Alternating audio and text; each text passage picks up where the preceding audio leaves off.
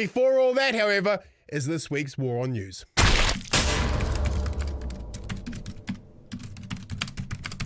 Brothers and sisters, let's talk penguins.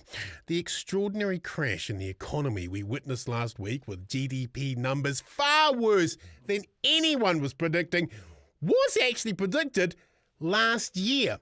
In 2024, 15 independent union and university economists wrote to the government warning them that their economic strategy was putting the entire economy at risk, and they begged the Prime Minister and Finance Minister to change course because their direction was threatening our collective economic well-being. Right after that letter was sent in November, Chris Bishop proudly told media on tape that the Finance Minister would rather listen to penguins than the 15 independent union and university economists. Penguins, ladies and gentlemen. Penguins. Fast forward 10 months and everything those 15 independent union and university economists warned would happen to the economy, thanks to the policy direction of this government, has happened, which begs the following questions. 1. Where the fuck is this penguin? 2. Did the government actually base its economic decisions on a talking penguin? 3.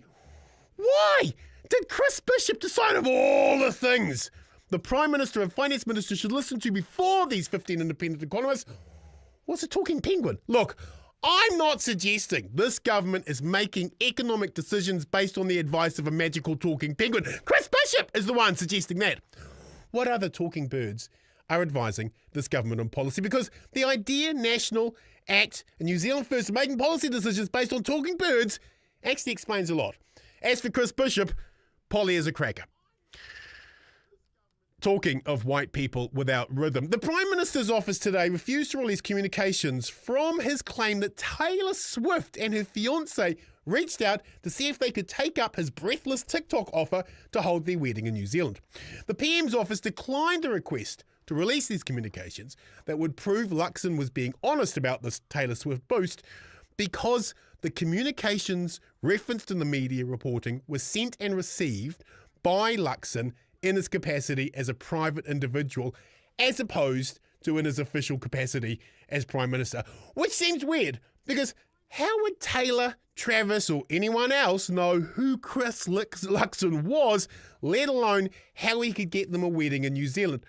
I suspect National's talking penguin has set up a wedding company side hustle in America, because a talking penguin arranging bridal parties is more credible than the Prime Minister's Taylor Swift claims.